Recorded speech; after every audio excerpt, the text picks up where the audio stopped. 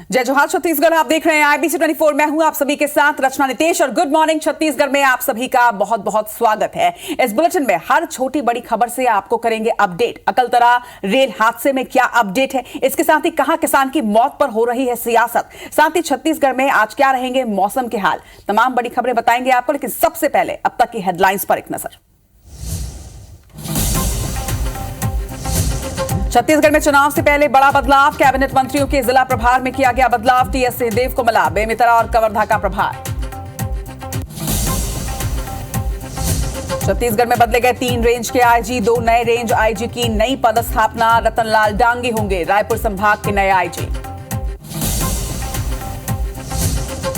छत्तीसगढ़ में संविदा कर्मियों की अनिश्चितकालीन हड़ताल जारी, कैबिनेट मंत्री से करेंगे मुलाकात। आज सरकारी और अर्धशासकीय विभागों के वाहन चालकों की भी हड़ताल। फिर बढ़ी रेल यात्रियों की परेशानी, SCCR की 8 ट्रेनें रद्द। थर्ड लाइन कनेक्टिविटी के चलते आज और कल रद्द रहेंगी ट्रेनें।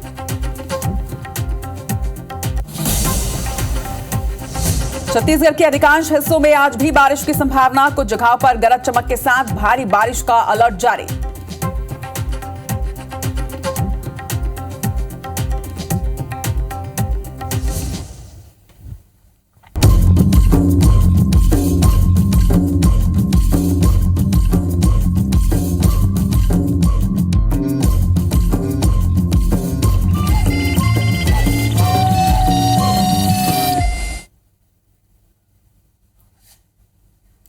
और हेडलाइंस के बाद अब आपको बताते हैं कि छत्तीसगढ़ आज किन खबरों पर दिन भर रहेगी नजर।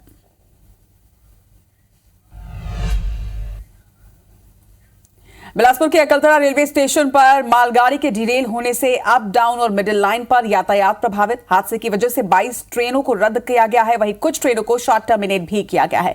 वहीं दूसरी खबर, सरकार की सख्ती के बाद भी संविदाकर्मी हड़ताल पर डटे हुए हैं। सरकार का अल्टीमेटम आज खत्म हो रहा है, देखना होगा कि क्या सुनवाई होती है। आज संविदाकर्मियों को बातचीत का बुलावा भी आ सकता है। तीसरी खबर महासमुंद की, जहां बागबहरा में किसान खुदकुशी मामले में बीजेपी ने 5 सदस्यीय टीम का गठन किया है, जो कि किसान के परिवार से मुलाकात करेगा और पूरे मामले की पड़ताल की जाएगी। चौथी खबर, छत्तीसगढ़ के अधिकांश हिस्सों में आज बारिश की संभावना है। मौसम विभाग ने कुछ जगहों पर गरज चमक के साथ भारी बारिश की चेतावनी भी जारी की गई है। तो ये 4 तस्वीरें 4 खबरों की, जिन पर आज IBC 24 की नजर रहने वाली है। लगातार हर पल की तस्वीर और अपडेट्स इन चारों ही खबरों पर आप तक पहुंचाते रहेंगे।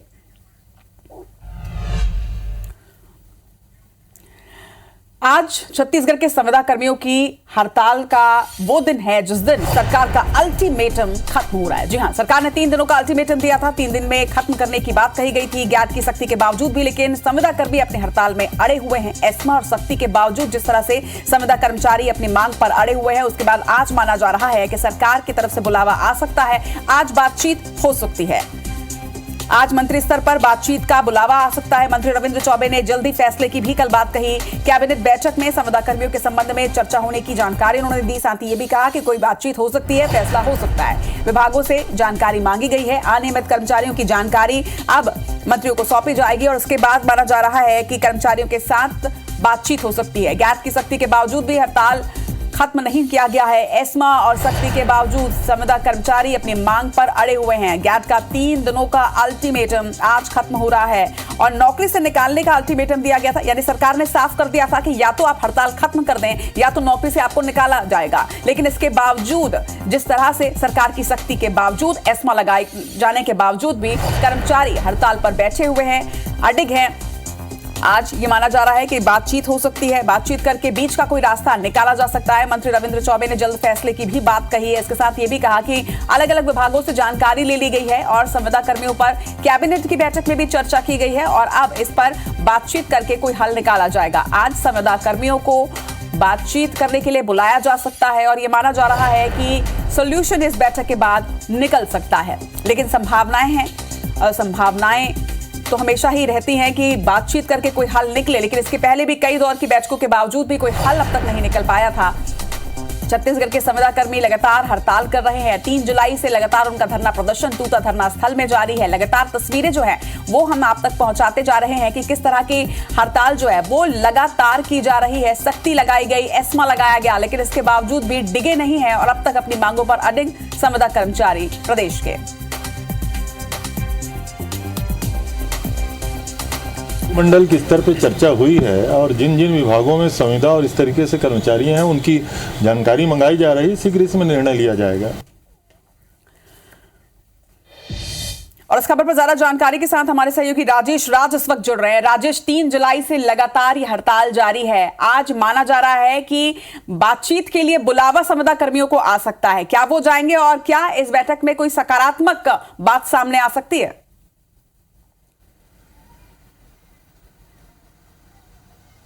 देखिए, निकलना चाहिए, सकारात्मक पहल होनी चाहिए और सकारात्मक बातचीत होनी चाहिए, क्योंकि इस बात का इंतजार न सिर्फ संविदा कर्मचारियों को है, क्योंकि प्रदेश भर के लोग भी इसमें पिस रहे हैं। 45,000 कर्मचारी है संविदा कर्मचारी, और वो तमाम लोग हड़ताल पर है। निश्चित रूप से इसके चलते मनरेगा, पंचायत विभाग, स्वास्थ्य विभाग से लेकर के जो बिजली विभाग है उसके काम प्रभावित हो रहे हैं। और संविदा कर्मचारी लगातार इस बात को लेकर के कह रहे थे कि आप हमसे संवाद करिए, सरकार हमसे बातचीत करना क्यों नहीं चाह रही है। और एक अच्छी पहल हुई, अच्छे संकेत मिले कि कल रविंद्र चौबे ने कहा कि इसमें बातचीत हो रही है, कैबिनेट में इस बात पे चर्चा हो गई है और जानकारी भी मंगाई जा रही है। हमें जो जानकारी मिली, आज संविदा कर्मचारी के डेलीगेशन एक कैबिनेट स्तर के मंत्री से मुलाकात करेंगे और उसमें भी बातचीत होगी। ये बहुत इस बात की संभावना है कि ये गतिरोध आज खत्म हो जाए, क्योंकि एक जो फॉर्मूला है संविदा कर्मचारी अपनी ओर से खुद रख रहे हैं कि अगर आप नियमित नहीं कर सकते तो गैर वित्तीय मांग, जिसपे शासन को कोई वित्तीय भार नहीं आएगा, उन मांगों को पूरा कर दीजिए। और उसी में एक शामिल है कि संविदा कर्मचारियों को 60 या 62 साल तक के लिए नौकरी सुरक्षित कर दीजिए। उनको यह हमेशा डर रहता है कि उनकी जो संविदा अवधि है वो खत्म हो जाएगी कभी भी, या फिर जो उनके अधिकारी हैं वो उनको कभी भी निकाल देंगे, क्योंकि ये संविदा कर्मचारी है। और अगर इनकी नौकरी सुरक्षित कर दी जाए 60 या 62 सालों के लिए, तब भी इनकी एक बड़ी मांग पूरी हो जाएगी और ये हड़ताल से लौट सकते हैं। तो हो सकता है कि इस मुद्दे पर बातचीत बन जाए, क्योंकि इसमें सरकार के पास कोई खर्च भी नहीं आएगा, चूंकि बजट में कोई प्रावधान नहीं किया गया है। तो हो सकता है कि इस फॉर्मूले पे बातचीत बन जाए। और अगर ये फॉर्मूला काम नहीं आया तो फिर यकीन मानिए कि सरकार कार्रवाई करेगी, क्योंकि 3 दिन का अल्टीमेटम उनको दिया जा चुका है, सबको नोटिस भी थमाया जा रहा है। और जैसे ही कार्रवाई शुरू होगी फिर आंदोलन कमजोर होंगे, क्योंकि नौकरी जाने का डर सबको होता है और जब किसी को नौकरी से निकाल करके दूसरों को रखा जाता है तो वैसे भी आंदोलन कमजोर पड़ने लगता है। तो आज का दिन काफी महत्वपूर्ण रहेगा संविदा कर्मचारियों की हड़ताल को लेकर। निश्चित तौर पर एक महत्वपूर्ण दिन है। एक सकारात्मक पहल तो सुनवाई के लिए बुलावा जो है उसी से माना जाएगा। हम उम्मीद करते हैं कि दूसरी सकारात्मक खबर भी सामने आए कि कोई समाधान इस पर निकल जाए। राजेश, बात हम करते हैं हड़ताल की, तो चुनावी साल है और ऐसे में लगातार सभी वर्ग अपनी अपनी मांगों को लेकर हड़ताल कर रहे हैं। एक तरफ संविदा कर्मियों की हड़ताल 3 जुलाई से ही जारी है, दूसरी तरफ ड्राइवर्स और डॉक्टर्स भी आज से हड़ताल पर जा रहे हैं।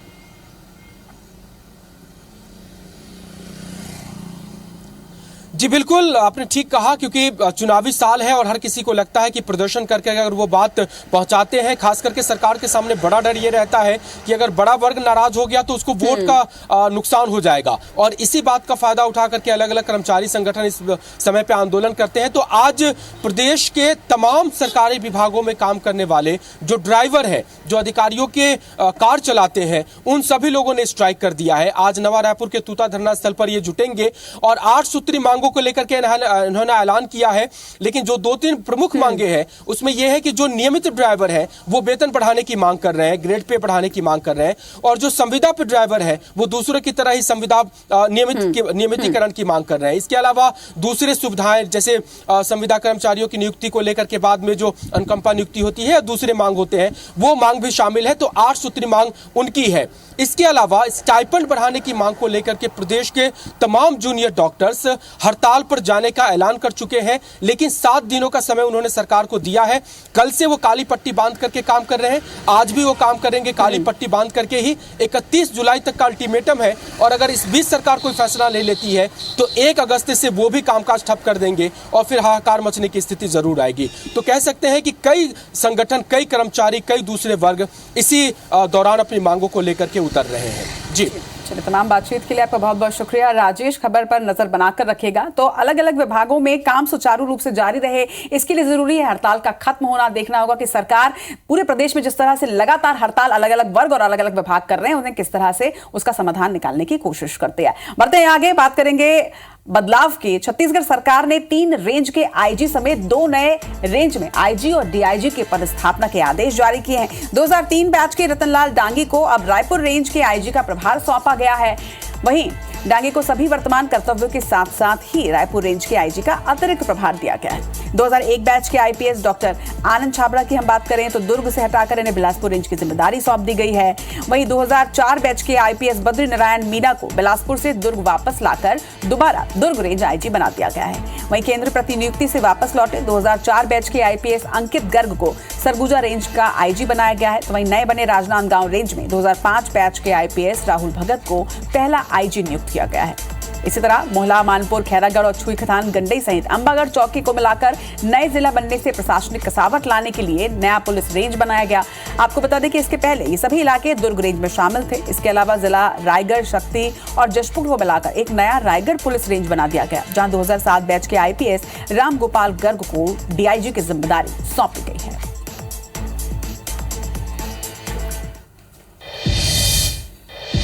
इधर छत्तीसगढ़ सरकार के कैबिनेट मंत्रियों के जिला प्रभार में बदलाव किया गया है। नए मंत्री मोहन मरकाम को मनेन्द्रगढ़ और कोरिया का प्रभार सौंपा गया है। तो वहीं मंत्री शिव डहरिया को सरगुजा, बलरामपुर, सूरजपुर के साथ कोरबा जिले का भी प्रभार दे दिया गया है। इधर मंत्री रविंद्र चौबे को रायपुर और रायगढ़ का प्रभार मिला है। तो मंत्री टीएस सिंहदेव को बेमेतरा और कवर्धा का प्रभारी बनाया गया है। मंत्री ताम्रध्वज साहू को महासमुंद और बिलासपुर जिले का प्रभार दिया गया। इसी तरह मंत्री अकबर को बालोद, मंत्री अनिला भेड़िया को कांकेर और धमतरी का प्रभार सौंपा गया है। मंत्री रुद्रगुरु को मुंगेली और सुकमा का प्रभार, तो मंत्री जयसिंह अग्रवाल को जांजगीर, गौरेला, पेंड्रा, मरवाही और शक्ति जिले का प्रभार दिया गया। इसी तरह मंत्री कवासी लखमा को बस्तर, दंतेवाड़ा, बीजापुर, कोंडागांव, नारायणपुर का सौंपा गया प्रभार। तो वहीं मंत्री उमेश पटेल को बलौदाबाजार, सारंगढ़, बिलाईगढ़ और जशपुर की जिम्मेदारी सौंपी गई है। वहीं मंत्री अमरजीत भगत को राजनांदगांव, गरियाबंद और खैरागढ़ का प्रभारी बनाया गया है।